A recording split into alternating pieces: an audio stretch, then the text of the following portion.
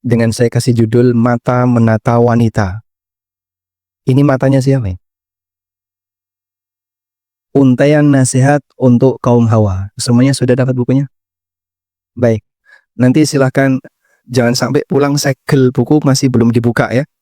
Berarti Anda tidak memfungsikan buku ini. Baik, dan sebelum kita baca buku ini, terlebih dahulu nanti Bapak Ibu saya ajak untuk melihat seperti apa wanita yang sempurna. Ada di depan itu ya.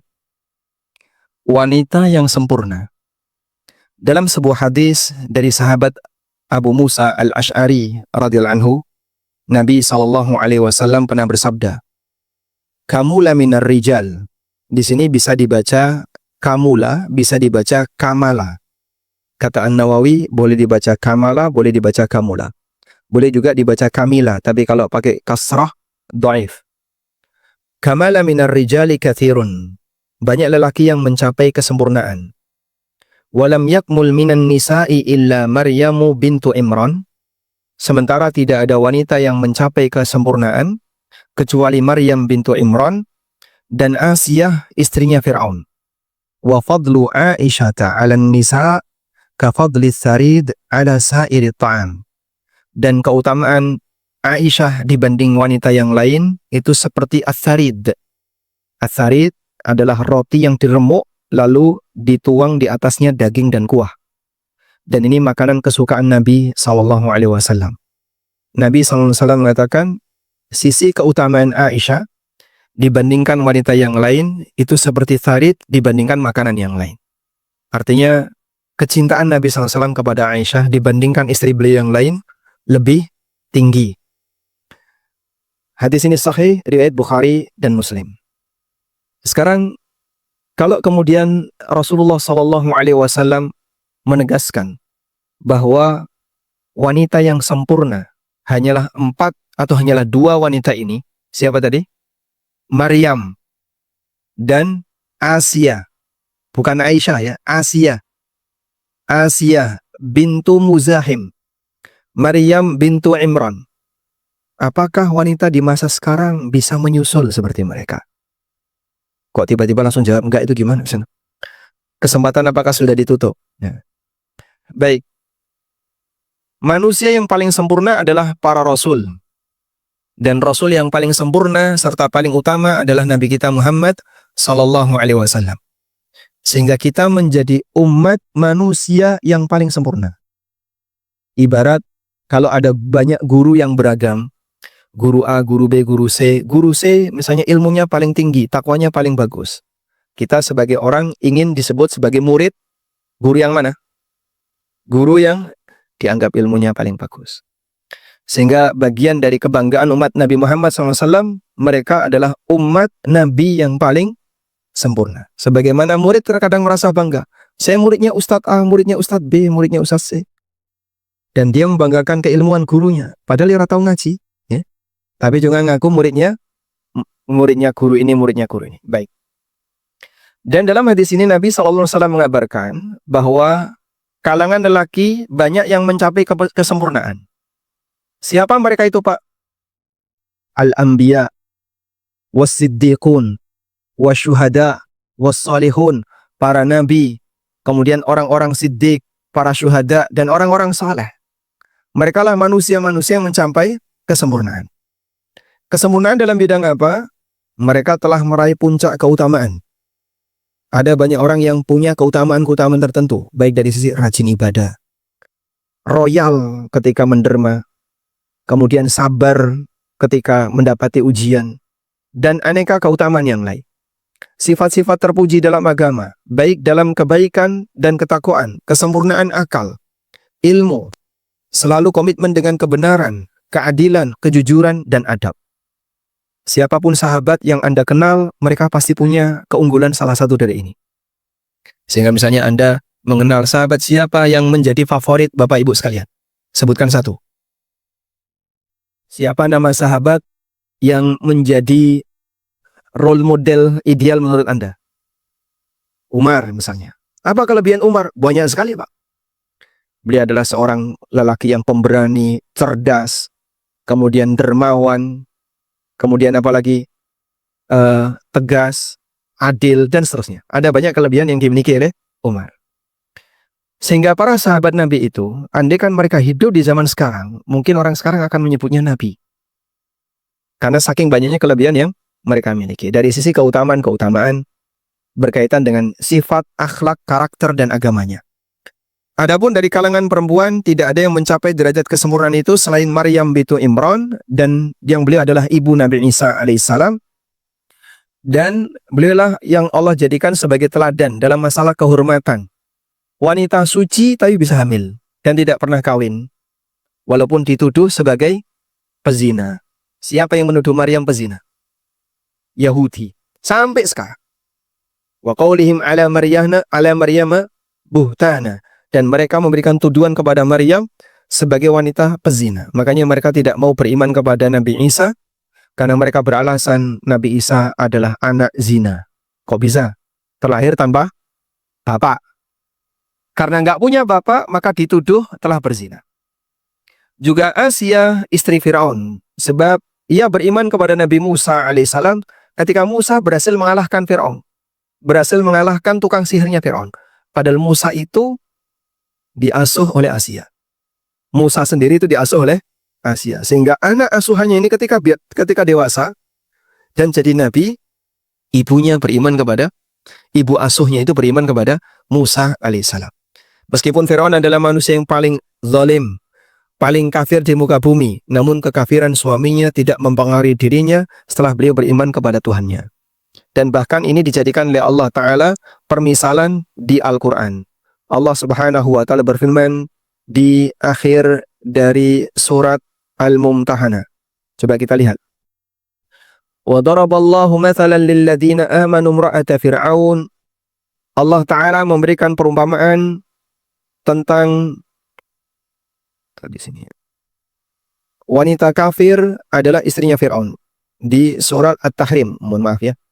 Allah memberikan perumpamaan tentang orang yang beriman adalah istrinya Fir'aun. Idh qalat rabbi bnili indaka baitan fil jannah. Ketika dia mengatakan, ya Allah, buatkan untukku rumah di surga. Wa najjini min fir'auna wa amalihi wa najjini minal qaumiz zalimin. Selamatkan aku dari Fir'aun dan amal perbuatannya, serta selamatkanlah aku dari tindakan orang-orang zalim. Wa Maryam binata Imran allati ahsanat farjaha. Dan Maryam bintu Imran yang suci kehormatannya. Fanafakhna fihi min ruhina. Kami tiupkan pada diri Maryam roh ketetapan kami. Wa saddaqat bi kalimati rabbiha. Dan dia membenarkan kalimat Rabbnya. Wa kutubihi dan kitab-kitabnya. Wa kanat minal qanitin. Dan Maryam itu wanita yang rajin ibadah. Ini ada di surat At-Tahrim ayat 11-12. Baik. Surat At-Tahrim ayat 11-12. Coba Anda lihat, apa doanya Asia? Asia itu minta apa kepada Allah? Asia minta diberi istana di surga. Kenapa Pak? Kok minta diberi istana di surga? Karena pada waktu beliau ketahuan beriman kepada Musa, Fir'aun menghukum Asia. Sehingga ketika itu pilihannya ada dua. Kau kufur kepada Musa dan tetap jadi permaisuri, sehingga bisa menikmati istana, atau kau beriman kepada Musa dan kau harus dibunuh, sehingga tidak jadi permaisuri dan tidak bisa menikmati istana. Dan Asia pilih yang kedua. Yang kedua. Lalu beliau berdoa kepada Allah, minta gantinya, kalaupun aku harus dikeluarkan dari istana ini, kalaupun aku harus dihukum bunuh dan tidak jadi permaisuri, sehingga tidak bisa menikmati istana Fir'aun, beliau minta kepada Allah agar diberi istana di surga. Makanya para ummahat misalnya, kalaupun tidak mendapatkan kenikmatan di dunia seperti yang Anda harapkan, itu sudah punya mobil, yang itu sudah punya rumah, yang itu sudah punya ini, sudah punya ini. Aku belum punya Pak Ustadz, minta kepada Allah. Ya Allah, berikan aku kenikmatan berupa istana di surga. Sehingga dengan demikian akan membuat kita lebih tenang, karena apa yang kita harapkan kalaupun tidak terwujud di dunia, diwujudkan oleh Allah di mana? Di akhirat. Baik. Selanjutnya, Maryam bintu Imran. Baik, ujian besar apa yang dialami oleh Maryam? Seorang wanita suci yang didatangi oleh Jibril alaihissalam. Lalu Jibril mengatakan, Inni Rasul Rabbika li'ahabalaki ghulaman zakiyah. Aku adalah utusan Allah dan aku akan memberikan kepadamu seorang anak yang suci. Maka Maryam ketakutan. Perawan yang beliau tidak pernah kepikiran berbuat zina, tiba-tiba mau ditakdirkan hamil tanpa suami. Coba kita lihat di sini ya. Nah. Saat beliau ditawari oleh malaikat, didatangi oleh malaikat, li'ahaba lagi ghulaman zakiyah, aku akan berikan kepadamu seorang anak yang suci. Qalat, maka Maryam mengatakan, anna yakunu li ghulamun. Bagaimana mungkin aku bisa punya anak? Walam yamsasni bashar. Sementara tidak ada lelaki yang pernah menyentuhku. Maryam belum pernah menikah. Walam aku baghiyah, dan aku bukan wanita pelacur. Qala kadzaliki qala rabbiki huwa alayya hayyun. Di surat Maryam, Allah Subhanahu wa taala menceritakan, setelah Maryam diberitahu kau akan punya anak tanpa suami, Maryam mengatakan, bagaimana aku bisa punya anak padahal aku tidak punya suami dan aku tidak pernah berbuat zina dan gak kepikiran ya untuk sampai berbuat zina. Qala kadzaliki qala rabbuki huwa alayya hayyin. Rabbmu telah berfirman, itu mudah bagi Allah. Walinaj'alahu ayatan linnas. Allah akan menjadikannya sebagai tanda kuasa bagi umat manusia. Tanda kuasa Allah bagi umat manusia bentuknya gimana? Manusia tercipta dengan 4 cara. 1, orang yang diciptakan tanpa bapak, tanpa ibu, siapa? Adam alaihissalam. Orang yang tercipta punya bapak, nggak punya ibu. Punya bapak, nggak punya ibu. Ya. Punya bapak, nggak punya ibu, siapa? Yang tercipta punya bapak, nggak punya ibu. Hawa. Istrinya Adam. Hawa diciptakan dari apa? Tulang rusuknya Adam.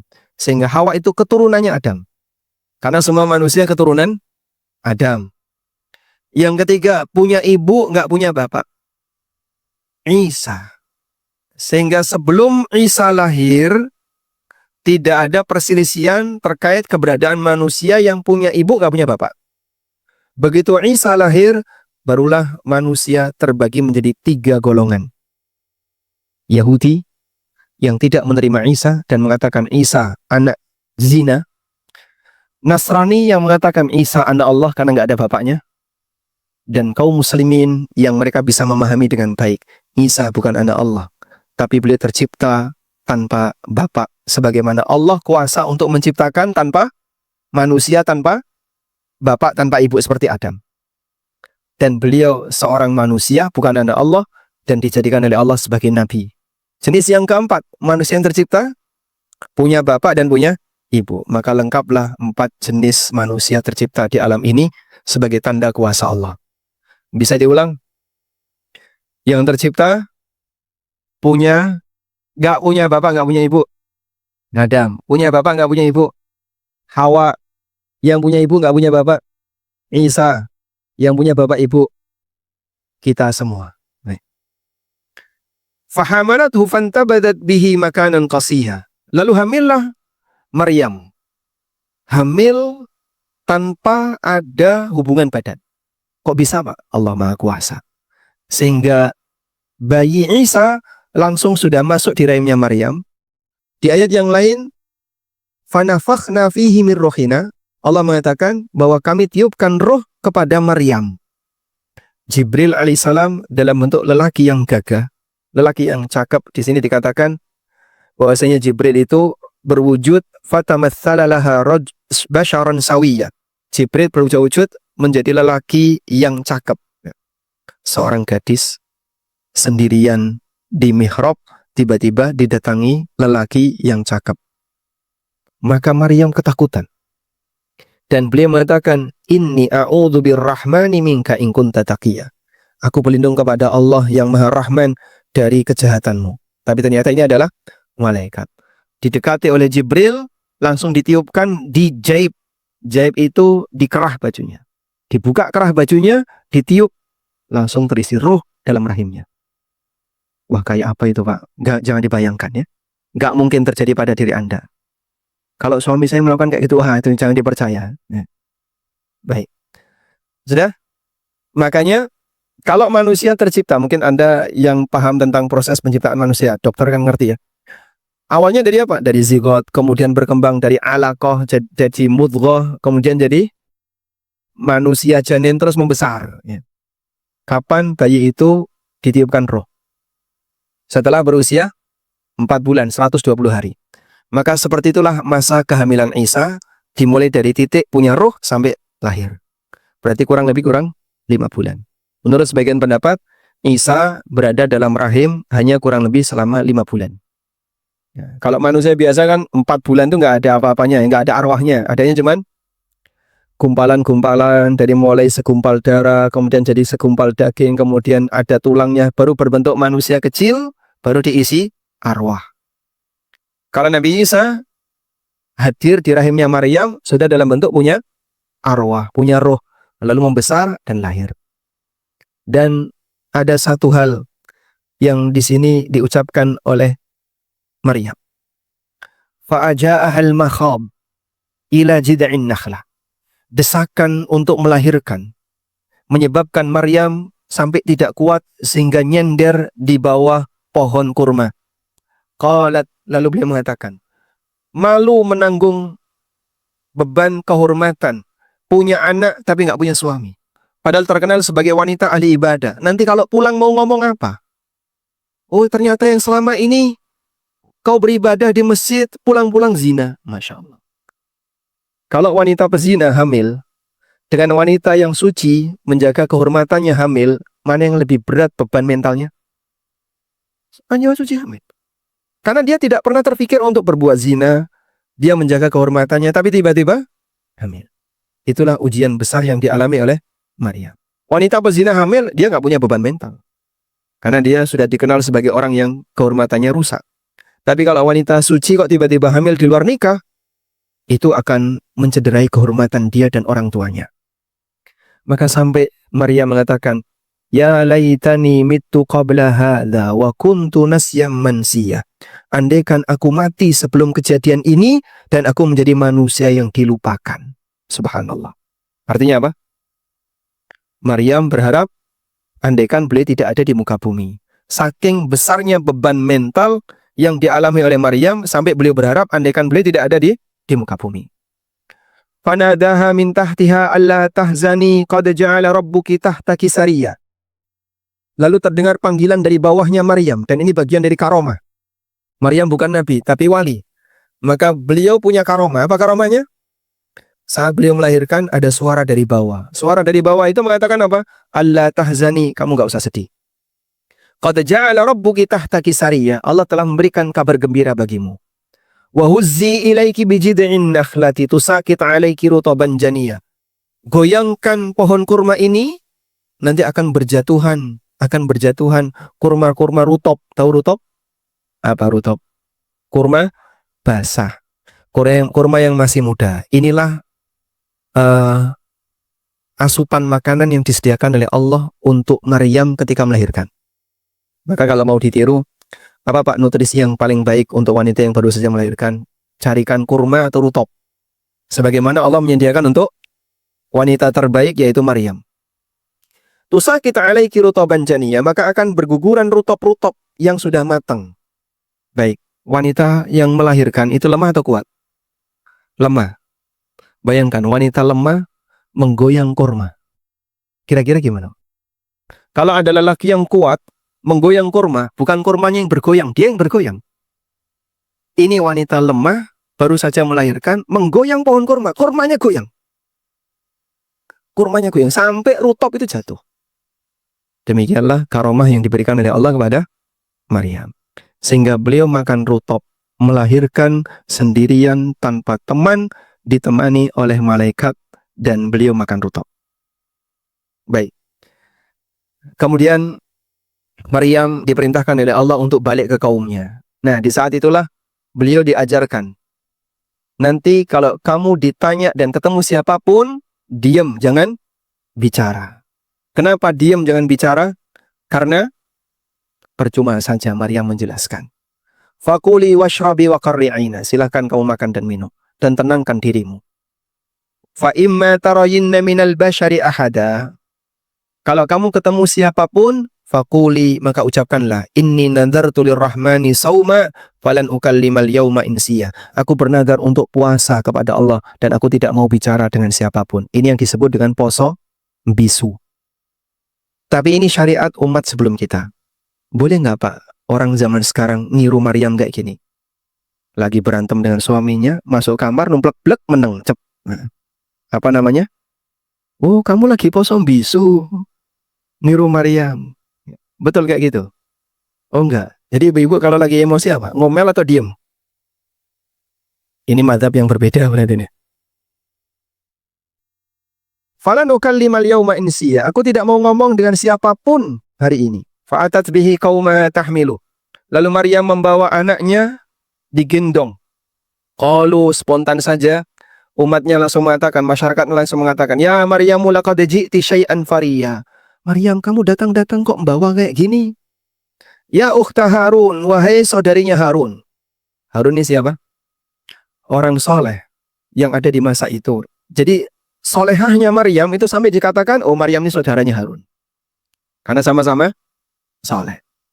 Makana abuki mur'asau'in, bapakmu kan bukan orang jelek. Wa makanat ummuki bagiyah, ibumu juga bukan pelacur. Kok anaknya jadi kayak gini? Kira-kira gimana? Nangisnya kayak apa itu? Wanita kalau sedang mengalami situasi seperti ini, padahal beliau seorang gadis, tidak punya suami, tiba-tiba dituduh pezina, karena buktinya ada. Fa'asyarat ilaih, beliau hanya berisyarat ke arah bayi itu. Qalu, maka mereka mengatakan, kaifa nukallimu man kana fil mahdi sabiyya, bagaimana kami bisa diajak ngomong dengan bayi yang ada di gendongan? Nah, barulah kemudian Nabi Isa yang menjelaskan. Nabi Isa sendiri yang ngomong. Qala inni abdullahi ataniyal kitaba wa ja'alani nabiyya wa ja'alani mubarakan aynama kuntu wa awsani bis salati waz zakati ma dumtu hayya, sampai akhir dari ayat. Subhanallah. Karena kalau itu dijelaskan oleh Maryam, gak bakalan ada yang percaya. Maka biarkan bayinya yang menjelaskan.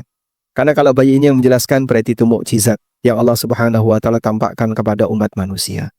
Baik, dari sinilah Bapak Ibu yang bukan Allah, bagaimana ujian yang dimiliki oleh Maryam luar biasa sampai beliau pernah berangan-angan mati. Saking beratnya ujian itu, andai kan saya mati sebelum kejadian ini, mungkin itu lebih baik bagiku. Baik, apakah wanita yang lain juga bisa menyusul untuk mendapatkan kesempurnaan seperti Maryam dan Asia? Kira-kira kalau selesai pelatihan ini jadi apa?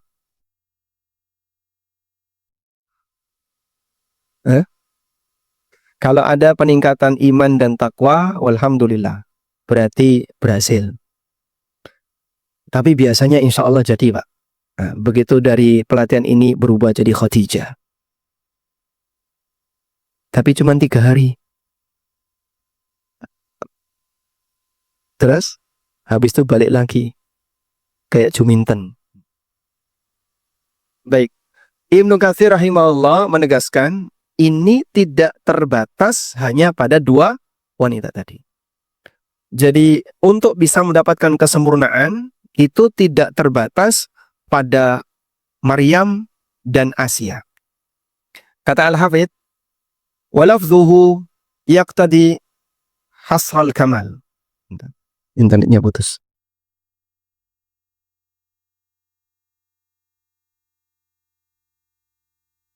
Ya.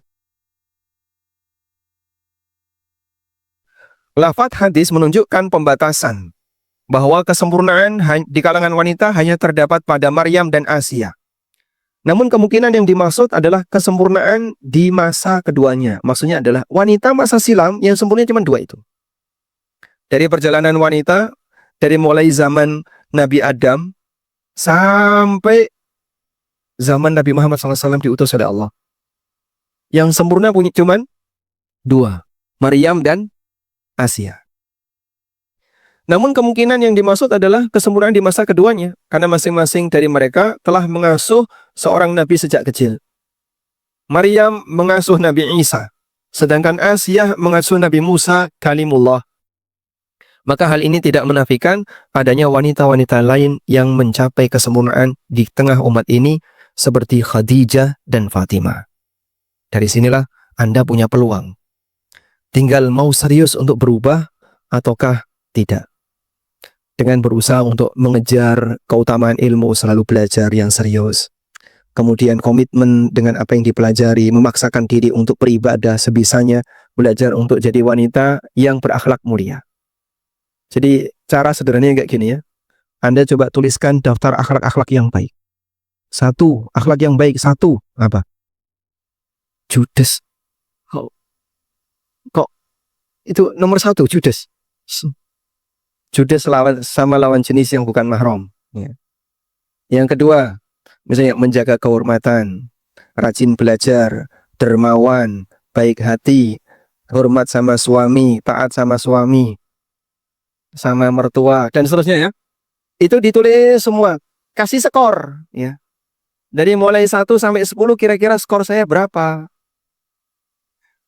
Kalau misalnya Anda sudah mendapatkan skor-skor yang baik, dari mana Pak kita bisa menilai? Ya kalau kita menilai diri sendiri mungkin nggak jujur. Suruh suaminya menilai. Masya Allah.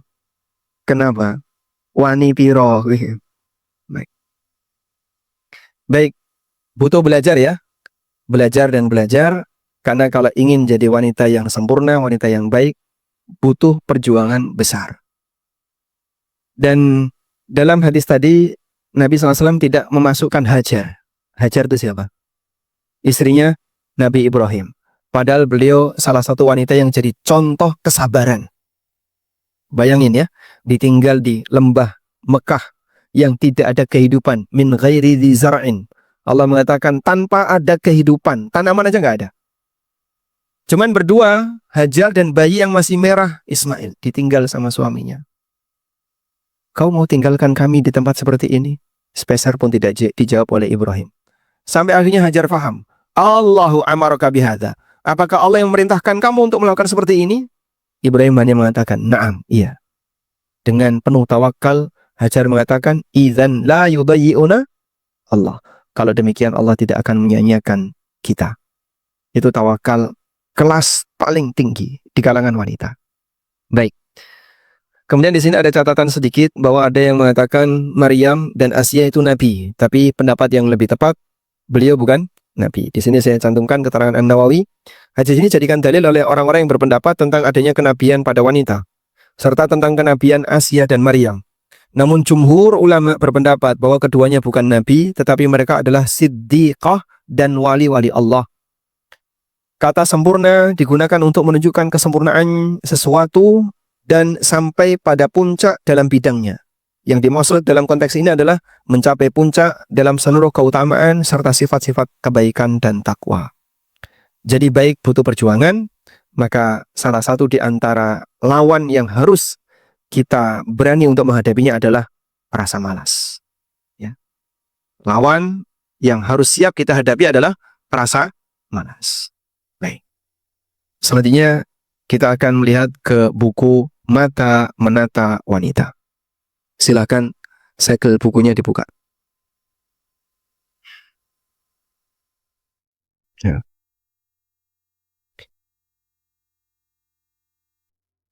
Waktu kita terbatas, mudah-mudahan nanti sampai kita sampai jam berapa? Sampai asar ya. Mudah-mudahan nanti mencukupi.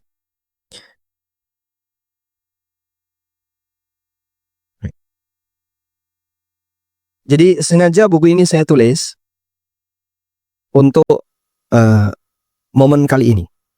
Makanya saya buru-buru pokoknya secepatnya jadilah. Sehingga nggak terlalu tebal. Ini cuman kurang lebih 100 halaman ya. Insya Allah sekali duduk selesai ya. Selesai baca. Baik. Isinya cuman 6 pesan. Apa kaidah yang berlaku bagi wanita ketika beribadah? Yang kedua, apa kaidah yang berlaku bagi wanita ketika bersama keluarga? Yang ketiga, bagaimana hukum bagi wanita karir? Aturan apa yang harus dia ketahui ketika ada seorang wanita yang ingin menjadi wanita karir? Lalu yang keempat, wanita tahta dan harta. Kemudian yang kelima, wanita tutup mata. Yang keenam, wanita hingga tua renta. Ya, ini sambil belajar menggunakan sajak. Ya. Tapi masih belepotan, tidak apa-apa ya. Nah, sekarang kita langsung masuk ke pembahasan tentang wanita ketika beribadah. Mohon dipahami, ini bukan buku fikih wanita ya. Kalau Anda menghendaki buku fikih wanita, kajian di mana CIH hari berapa itu? Kamis ya. Hari Kamis pekan ketiga. Itu ada kajian buku fikih sunnah lin nisa, fikih sunnah khusus wanita. Bukunya 1 jilid agak tebal. Nah, itu lebih lengkap. Saya tidak membahas itu, tapi yang mau kita bahas adalah berkaitan dengan kaidah-kaidah saja. Kaidah-kaidah umum bagaimana yang perlu dipahami ketika wanita itu beribadah. Pertama, wanita mendapat perintah ibadah sebagaimana lelaki. Karena semua manusia diciptakan untuk beribadah kepada Allah. Allah Ta'ala berfirman, وَمَا خَلَقْتُ الْجِنَّ وَالْإِنْسَ إِلَّا لِيَعْبُدُونَ. Tidaklah aku ciptakan jin dan manusia kecuali agar mereka beribadah kepadaku. Baik, Anda catat ini ya. Tujuan makhluk diciptakan.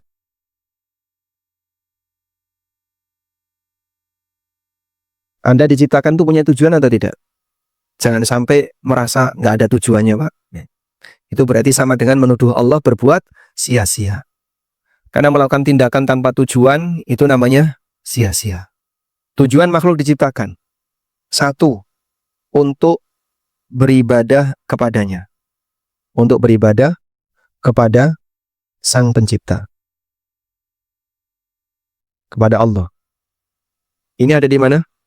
Quran surat Az-Zariyat ayat 56.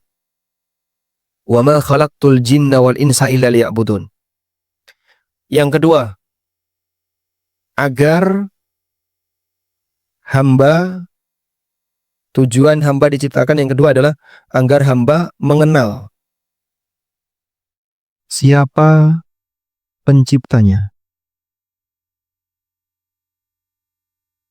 Ini disebutkan oleh Allah Ta'ala di surat At-Talaq,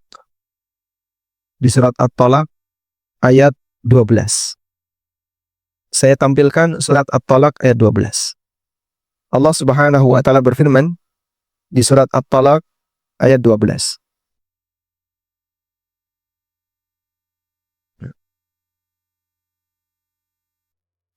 Allahul ladzi khalaqa sab'a samawatin wa minal ardi mithlahun. Kelihatan? Allah lah zat yang menciptakan 7 langit dan bumi yang semisal dengan langit. Semisal dengan langit maksudnya? Semisal dalam lapisan. Sehingga langit ada berapa lapis? 7. Bumi ada 7 lapis. Yatanazzalul amru bainahun. Terjadi aneka ketetapan Allah di antara langit dan bumi. Lita'lamu annallaha ala kulli syai'in qadir. Lanjutkan ini ya. Allah menciptakan langit yang 7, bumi yang 7 lapis, dan aneka kejadian antara langit dan bumi. Itu kan berarti semua kejadian di alam ini. Tujuannya apa? Lita'lamu, agar kalian mengetahui, agar kalian memahami annallaha ala kulli syai'in qadir, bahwa Allah Maha Kuasa atas segala sesuatu, wa annallaha qad ahata bi kulli syai'in ilma. Dan Allah Ta'ala ilmunya meliputi segala sesuatu. Sehingga ayat ini menjadi dalil bahwa Allah menciptakan langit bumi berikut isinya, tujuannya agar makhluk mengenal siapa penciptanya. Yang ketiga, agar hamba beramal sebaik mungkin. Agar hamba beramal sebaik mungkin. Ini seperti yang disebutkan oleh Allah Ta'ala di surat Al-Mulk ayat yang kedua. Allah Ta'ala berfirman, Alladzi khalaqal mauta wal hayata liyabluwakum ayyukum ahsanu amala. Dialah zat yang menciptakan kematian dan kehidupan, liyabluwakum ayyukum ahsanu amala. Untuk menguji kalian. Tujuannya untuk menguji kalian. Allah menciptakan kematian dan kehidupan untuk menguji kalian. Artinya tujuannya adalah Allah menciptakan kita agar kita melakukan ahsanu amala, amal yang terbaik. Nah, sadari 3 ini ya. Sehingga prinsipnya di sini, apa tujuan kita diciptakan? 1, agar kita mengenal siapa sang pencipta kita. Yang kedua, agar kita menjalankan kewajiban kita kepada Sang Pencipta, yaitu beribadah hanya kepadanya. Yang ketiga, kalaupun beramal, lakukanlah sebaik mungkin dengan meniru petunjuk Nabi Sallallahu Alaihi Wasallam. Dan itu sama dengan dua kalimat syahadat. Asyhadu an la ilaha illallah, itu mengandung makna mengenal Allah dan kewajiban kita kepada Allah. Wa asyhadu anna Muhammadan Rasulullah, itu mengandung makna beramallah sesuai dengan bimbingan utusan Allah. Baik. Makanya kalimatnya sebaik mungkin, bukan sebanyak mungkin. Karena kita diajarkan untuk beramal berkualitas, bukan yang penting amal yang banyak kuantitas, tapi tidak berkualitas.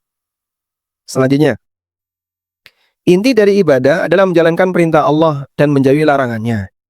Ini ya. Inti dari ibadah menjalankan perintah Allah dan menjauhi larangannya. Sehingga malaikat sujud kepada Adam, itu malaikat beribadah kepada siapa? Kepada Allah. Kenapa? Karena yang memerintahkan Allah. Anda tuliskan di sini nih. Kalau ada space kosong kanan kirinya, contoh malaikat sujud kepada Adam, hakikatnya adalah beribadah kepada Allah, karena yang memerintahkan adalah Allah. Baik.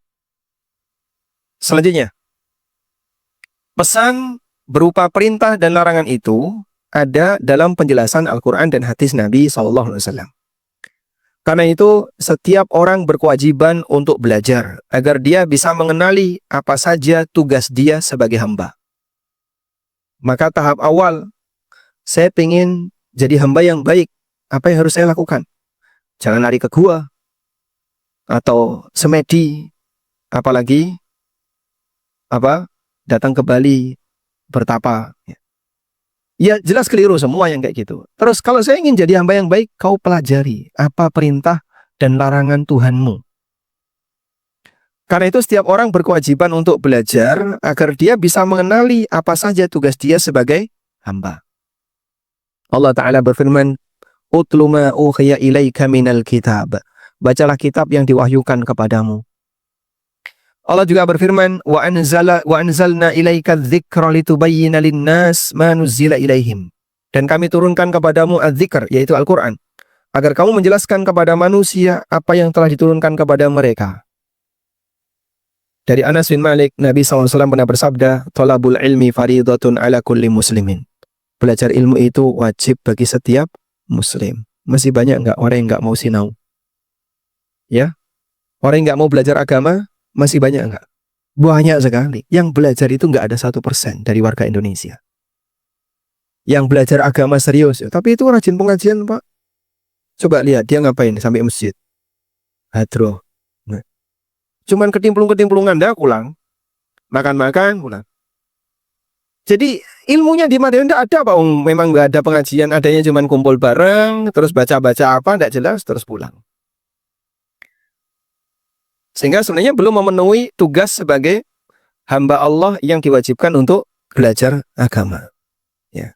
Makanya Anda datang pengajian untuk nyari ilmu, bukan untuk keplok-keplok, atau apalagi cuma nyari dagelan. Kalau nyari hal yang lucu, dengarkan stand up comedy. Selanjutnya, wanita mendapat janji yang sama sebagaimana, ini salah ya, sebagaimana. Wanita mendapatkan janji yang sama sebagaimana lelaki. Sehingga siapapun yang beramal dengan baik akan mendapat balasan yang sebanding dengan kualitas amalnya. Tidak ada istilah pahala wanita setengah lelaki, nggak ada. Meskipun wanita punya keterbatasan. Allah Ta'ala berfirman, wa may ya'mal minas salihat min dzakarin aw untha. Siapapun yang beramal soleh, baik laki maupun perempuan, wa huwa mu'minun, dan dia beriman, fa ulaika yadkhulunal jannah, mereka akan masuk surga, wala yudlamuna naqira, dan mereka tidak akan dizalimi sepeser pun. Sehingga Allah tidak akan mengurangi derajat wanita di surga atau pahala bagi wanita jika dia beramal sebagaimana lelaki. Artinya, baik lelaki maupun wanita punya peluang yang sama untuk menjadi hamba yang bertakwa. Tidak ada istilah bahwa pahala wanita setengah lelaki, tidak ada, Pak. Bisa jadi wanita solihah yang bertakwa, mendapatkan derajat di surga yang lebih tinggi dibandingkan lelaki yang kurang bertakwa. Seorang Aisyah bisa mengalahkan jutaan lelaki zaman sekarang. Seorang Khadijah bisa mengalahkan jutaan lelaki di masa sekarang. Sehingga wanita yang salehah, mereka mendapatkan keutamaan yang lebih. Dan sekali lagi, ini butuh perjuangan. Ada sebuah cerita. Sudah dengar ceritanya belum? Oh, belum. Iya. Tersebutlah seorang wanita namanya Ibu Nasim Al-Akhtar. Ini wanita zaman mana, Pak? Zaman sahabat, zaman tabi'in atau kapan? Bukan. Beliau masih hidup. Ibu Nasim Al-Akhtar setiap malam itu bangun jam 2. Terus tahajud. Kemudian sisa waktunya dari selesai tahajud sampai subuh, sampai kira-kira jam 9. Setelah subuh, sholat subuh, kemudian dzikir, lanjut kira-kira jam 9. Setiap hari menyulam Al-Quran. Membuat sulaman Al-Quran. Ya. Menyulam Al-Quran. Jadi Al-Quran tapi disulap. Tulisannya itu tulisan sulam ya. Kalau mau lihat, ini ada di Museum Wahyu di Mekah. Ya. Nah, dari hasil menyulam itu terkumpul kalau nggak salah 32 jilid Al-Quran. Kemudian mendapatkan award ya, penghargaan dari pemerintah Saudi.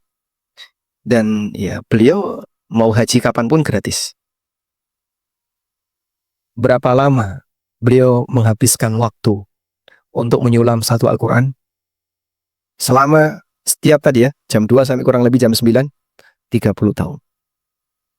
Di usia 30 sekian dan selesai 60 sekian. Sehingga perjuangan panjang. Beliau bukan nabi, bukan wanita masa silam, beliau wanita zaman sekarang. Dari mana Ibu Nasim Al-Akhtar ini? Beliau berasal dari Pakistan. Nah, yang Indonesia mana ini Indonesia? Kemarin ada salah satu putri seorang ustadz. Dan sekarang beliau ngajar di Mekah. Ibunya tetangga saya. Kalau ibunya tetangga saya, kalau ayahnya berasal dari Madura, ibunya berasal dari Lamongan, tetangga saya. Rumah bapak saya dengan rumah ibunya ya kurang lebih 300 meter lah. Itu beliau hafal Al-Quran jelas dan 9 kitab hadis. Kutubut Tis'ah, Sahih Bukhari, Muslim, Sunan Abu Dawud, Sunan Ahmad, Sunan Tirmidzi, Sunan Nasa'i, Sunan Ibnu Majah, Musnad Imam Ahmad. 9 kitab hadis itu berapa jilid, Pak? Sahih Bukhari sudah 4 jilid. Dalam salah satu cetakan. Sunan Abu Dawud memang 1 jilid. Musnad Ahmad tebal sekali. Itu dihafal ya. Masya Allah. Dan mungkin beliau seperti ensiklopedia hadis yang berjalan. Dalam satu otak ini ternyata bisa menyimpan banyak memori. Apa yang Anda hafal? Harga ini berapa? Harga ini berapa? Ini beli di mana? Terus kalau kayak gini cara masaknya gimana? Sama-sama menghafal, tapi beda objek. Maka kalau kita ingin membersihkan memori kita dari hafalan-hafalan yang nggak penting, nama artis itu buat apa dihafal? Suaminya artis buat apa dihafal? Yang lebih penting menghafalkan yang bermanfaat. Juz amma hafal enggak? Juz amma hafal enggak? Hafal juz amma. Hafal ya? Isinya apa? Wallahu a'lam. Lanjut. Selanjutnya, keterbatasan wanita dibanding lelaki ketika di dunia menyebabkan kuantitas ibadah mereka tidak lebih banyak dibandingkan lelaki. Terutama karena haid sehingga mereka tidak bisa salat. Dari Abdullah bin Umar radhiyallahu anhu, Nabi SAW bersabda, "Wa ma ra'aitu min naqisati aqlin wa dinin." Aku tidak pernah melihat kaum yang kurang akal dan agamanya, aglaba lidhilubbin, namun bisa mengalahkan lelaki yang berakal, min kunna, dibandingkan kalian wahai para wanita. Sehingga suaminya orang yang hebat, cerdas. Ketika di depan podium, Masya Allah. Di rumah, beda. Dia jadi, apa di rumah? Nurut sama istrinya. Maka ada seorang wanita yang bertanya, "Ya Rasulullah, apa yang dimaksud kekurangan akal dan agama itu?" Beliau SAW menjawab, "Amma nuqsanul akli." Kurangnya akal adalah fasyahadatu mra'ataini ta'dilu syahadata rajulin. Persaksian dua wanita itu berbanding dengan persaksian satu lelaki. Sehingga kalau wanita jadi saksi, kalau lelaki kan cukup dua bisa. Kalau wanita harus empat. Jika wanita semuanya. Lelaki satu, dua wanita jadi saksi, jadi bertiga. Baik. Fahadab nuqsanul akli, inilah bentuk nuqsanul akli. Akalnya kurang. Watam kusul layali ma tusalli, dan wanita itu bertahan selama beberapa hari nggak sholat. Wa tuftiru fi Ramadan, dan tidak bisa ikut puasa Ramadan. Sebab apa? Hain. Fahadha nuqsanuddin. Ini kekurangan agamanya. Tapi ternyata kekurangan agama tidak membuat sebagian wanita berprestasi, mengalahkan lelaki. Walaupun dia punya keterbatasan. Ini haid, tapi bisa menghafalkan Quran. Coba kalau dia nggak haid, Masya Allah. Bisa hafal tafsirnya sekalian. Karena kalau haid kan mungkin tidak bisa nyentuh Quran. Karena wanita haid tidak boleh nyentuh Al-Quran. Selanjutnya, pada asalnya tata cara ibadah wanita sama sebagaimana tata cara ibadah lelaki. Kecuali jika ada dalil yang menjelaskan perbedaannya. Baik terkait tata cara puasa, tata cara sholat, puasa, manasik haji maupun umroh. Sering sekali ada pertanyaan. Pak, kalau wanita sujud, itu tangannya di dalam, di bawah dada, ataukah di luar, seperti lelaki? Yang lebih sesuai sunnah, Nabi SAW kalau sujud, telapak tangan beliau di mana? Di samping kanan kiri. Sampai disebutkan dalam riwayat, bentangan tangan Rasulullah SAW bisa dimasuki oleh kucing. Jadi kucing nembus ini. Karena lebar. Nah, wanita kalau sujud apa kayak gitu? Atau dirapatkan? Ya. Nah, kalau kita mengambil kaidah ini, berarti seharusnya sama.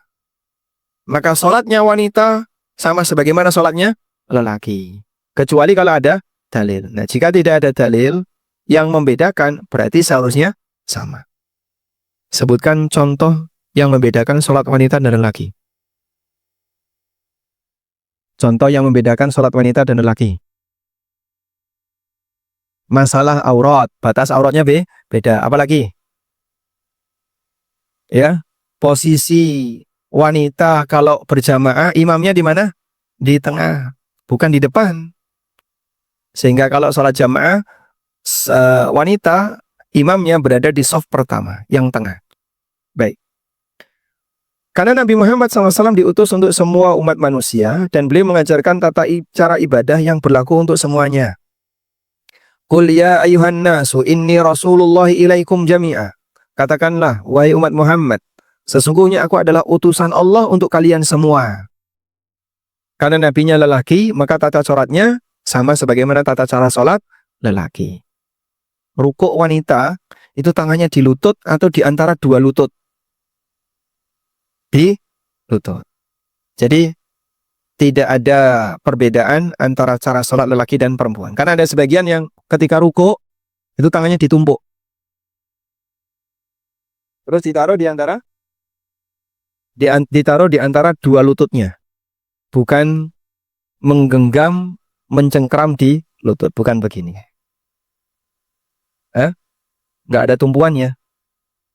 Kalau dia pakai jubah atau apa, nanti dia bertumpu di jubah. Atau bertahan tanpa tumpuan. Selanjutnya, Aisyah mengatakan, Rasulullah SAW pernah ditanya tentang orang yang menjumpai basah tapi tidak ingat kalau mimpi.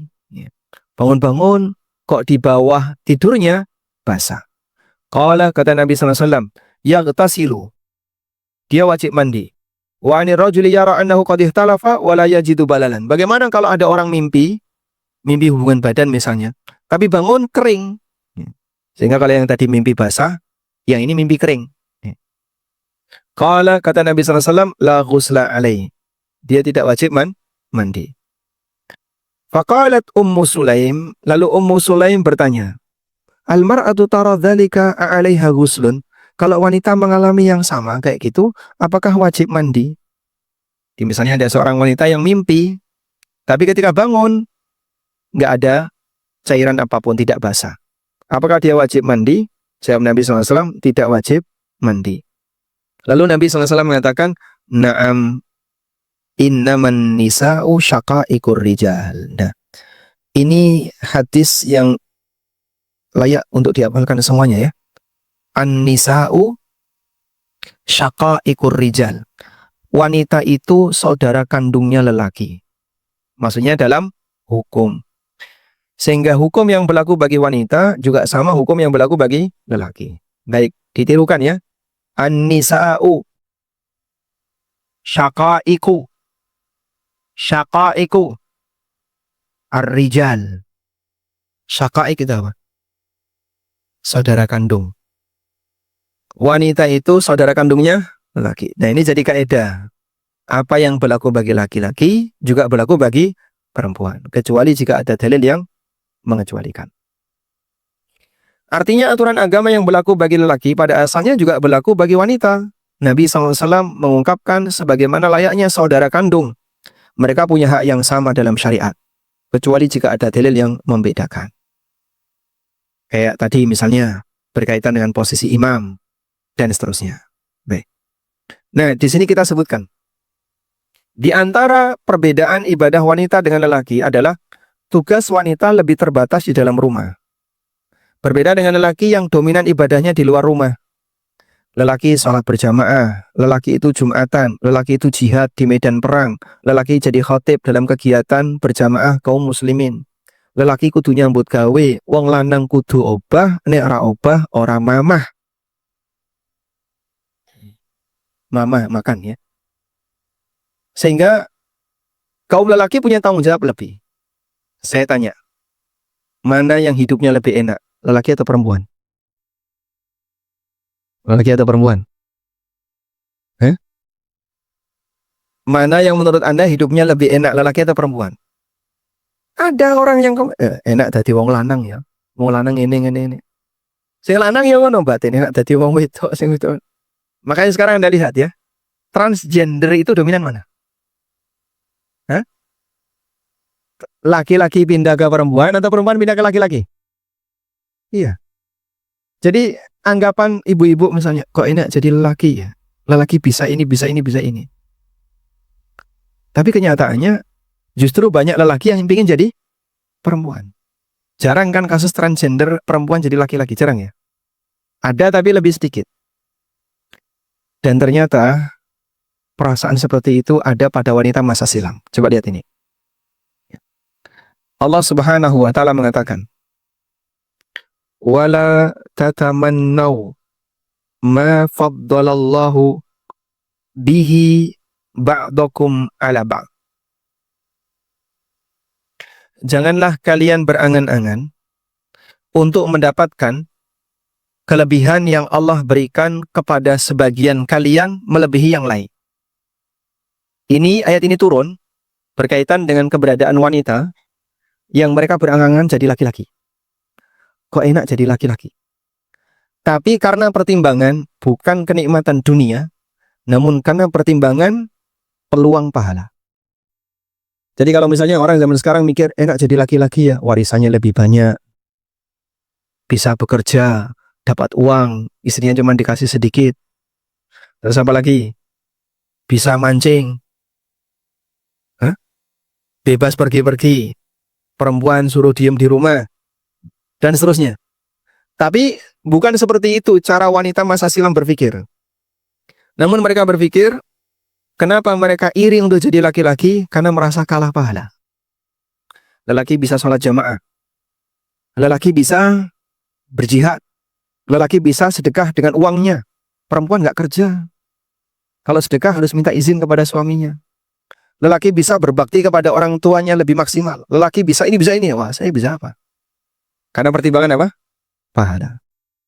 Jadi, tadi ada yang menjawab, lelaki hidupnya lebih enak, itu pertimbangannya apa? Nggak nyuci, nggak ngepel. Nggak melahirkan. Nggak menyusui. Tinggal beres. Itu ya. Tapi kerja di luar rumah itu, perempuan tinggal nerima slip gaji. Iya. Baik. Masing stripnya doang. Mengetahui inilah gajiku kan. Baik. Nah, di sini Allah Ta'ala mengatakan lirrijali nasibum mimmaktasabu walin nisa'i nasibun mimmaktasab. Lelaki punya jatah dari apa yang telah mereka usahakan, wanita juga punya jatah sesuai dengan apa yang mereka usahakan. Sehingga kalian tidak perlu iri. Ya, kalian tidak perlu iri karena masing-masing punya pahala, jatah pahala ya. Karena ketika mereka beribadah kepada Allah, tidak ada yang jatah pahalanya dikurangi. Wanita dapat peluang pahala yang sama sebagaimana laki-laki. Baik. Kita lanjutkan. Ibadah wanita lebih banyak di dalam rumah. Nabi SAW bersabda, "Idza shallatil mar'atu khamsaha." Kalau wanita itu menjaga salat 5 waktu, wa shamat syahraha, berpuasa di bulan Ramadan, wa hassanat farjaha, menjaga kehormatannya, wa ata'at zaujaha, mentaati suaminya, qila laha, maka disampaikan kepadanya, udkhilil jannata min ayyi babil min ayyi abwabil jannati syi'ti. Monggo ibu mau masuk surga melalui pintu mana? Silakan. Apa syaratnya? Salat 5 waktu dijaga, puasa Ramadan, menjaga kehormatan, taat suami. Nggak perlu jihad. Anda tidak harus kehujanan. Anda tidak harus kepanasan di luar rumah. Tidak harus kena resiko ketabrak kendaraan. Karena di dalam rumah. Namun dengan ibadah 4 ini, jaminan dari Nabi SAW, udkhulil jannati min ayyi abwabil jannati syi'ti. Monggo silahkan jenengan mau masuk surga melalui pintu mana boleh milih. Masya Allah. Kurang apa coba? Gampang ya? Sehingga jadi wanita lebih gampang daripada jadi laki-laki. Baik, setuju nggak? Sudah ridho atau belum? Ridho. Baik. Baik, sampai di sini. Selanjutnya, dari sinilah wanita itu diajarkan bahwa ibadah wanita itu lebih terbatas di dalam. Makanya wanita itu bukan tipe aktivis. Tapi wanita lebih tipe orang yang ibadah pribadi. Sehingga lelaki yang berprestasi, dia bisa mengukir berupa perjuangan di tengah umat. Dia bisa nampak di tengah umat. Wanita yang berprestasi bukan wanita yang banyak beraktivitas di luar, tapi lebih kepada menjadi permaisuri yang menjaga ketaatan kepada Allah di dalam kamar. Makanya salat semakin tersembunyi semakin bagus. Coba kita lihat hadis berikut ini. Salatul mar'ati. Nah, kita baca hadis berikut ini ya. Di mana tempat salat wanita yang paling afdal? Di kamar. Lihat ini. Dari Auf bin Malik bin Nadlah, dari Ibnu Mas'ud radhiyallahu anhu, beliau pernah mengatakan, salatul mar'ati fi baitiha. Salatnya wanita di kamarnya, di rumahnya, afdalu min salatiha fi hujratiha. Lebih baik daripada salatnya wanita di teras rumahnya. Wa salatuha fi hujratiha. Salatnya wanita di teras rumah, afdalu min salatiha fi dariha. Lebih afdal daripada salat di halamannya. Wa salatuha fi dariha. Salatnya wanita di halaman rumahnya, afdalu min salatiha fi ma siwaha. Lebih afdal dibandingkan salatnya wanita di selain halaman rumahnya, di musola atau di masjid. Sehingga wanita dituntut lebih banyak di dalam rumah. Tsumma qal, kemudian beliau mengatakan, innal mar'ata idza kharajat istashrafaha syaitan. Wanita itu kalau keluar dihiasi sama setan. Kalau keluar dihiasi sama setan. Semua wanita dilihat dari belakang kelihatannya muda. Itu contoh ya. Sehingga dia dihiasi sama setan. Begitu dilihat depannya sudah bawa cucu. Demikianlah kenyataan yang sudah diingatkan. Saya baca dalil ini. Anda jangan cengengesan. Masya Allah. Karena wanita itu semakin tersembunyi makin bagus. Makanya wanita diarahkan untuk apa? Lebih banyak diam di dalam rumah. Walhamdulillah, sudah selesai untuk bab yang pertama. Sekarang kita beralih ke bab yang kedua. Nah, Baik, silakan diminum dulu. Insyaallah. Bismillah. Alhamdulillah. 10 menit lagi insyaallah ya. Kurang 10 menit kita coffee break.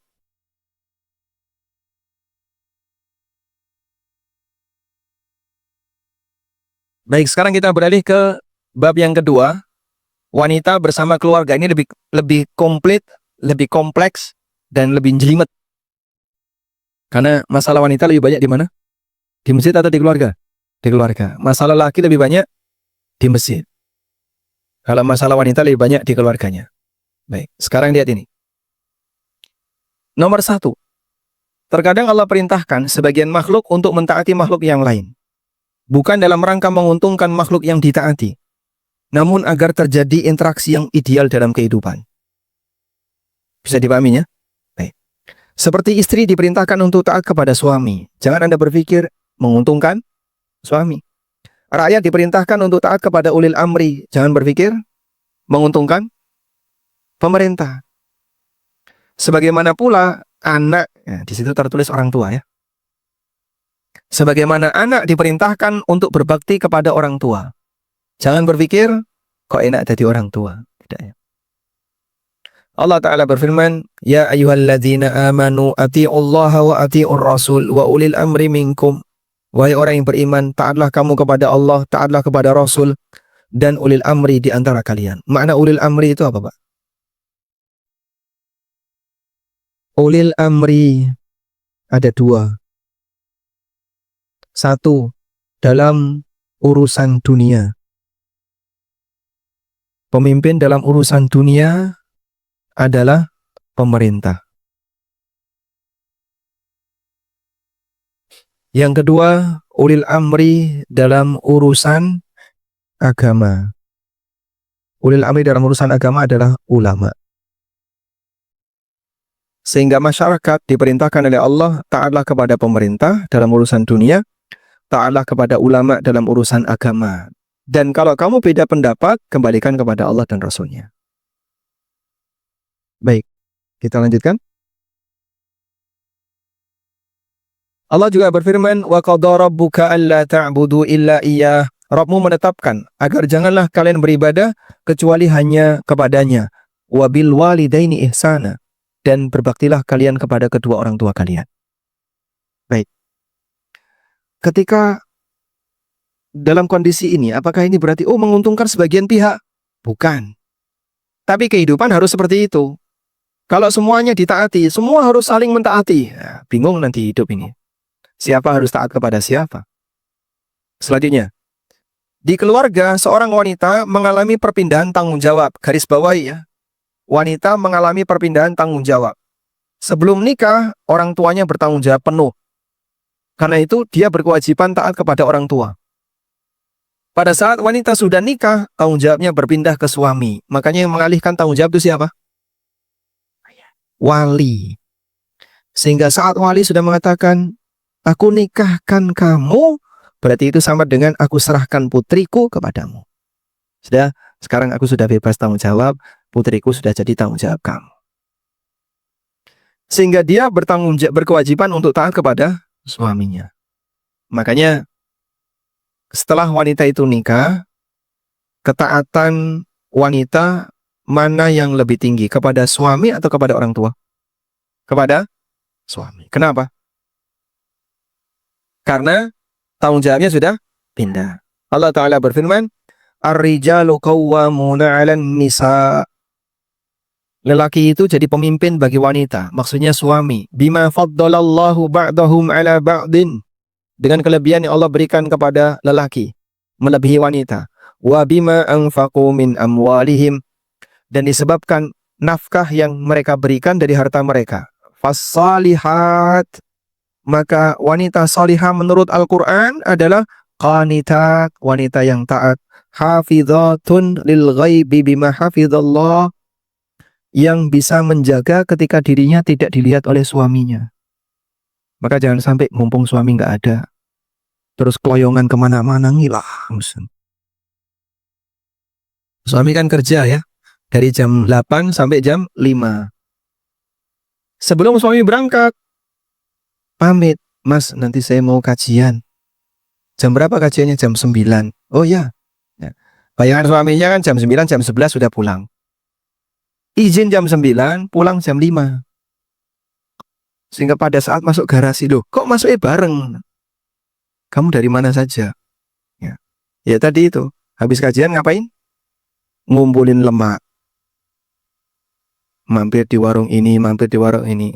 Wanita kalau kumpul, ngumpulin apa? Ngumpulin lemak dan ngumpulin dosa. Ayat ini menjelaskan kriteria wanita solihah setelah menyebutkan status suami sebagai pemimpin.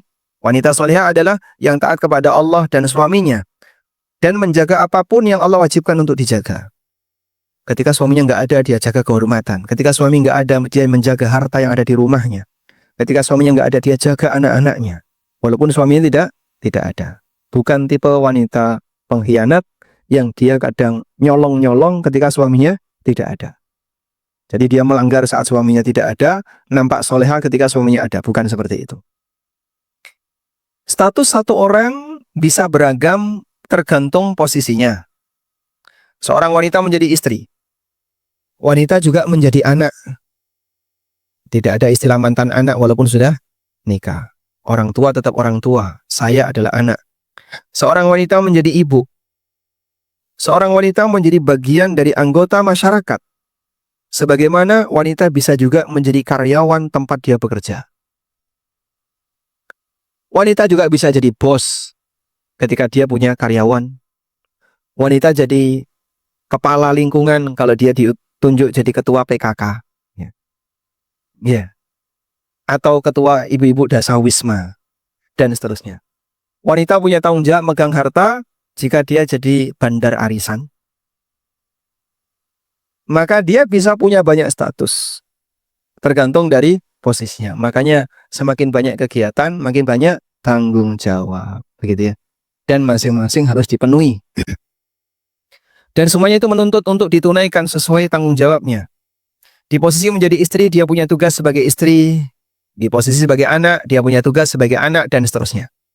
Dari Ibnu Umar radhiyallahu anhu, Nabi SAW bersabda, "Kullukum ra'in wa kullukum mas'ulun an ra'iyati." Setiap kalian adalah pemimpin dan setiap kalian akan dimintai pertanggungjawaban atas yang dipimpinnya.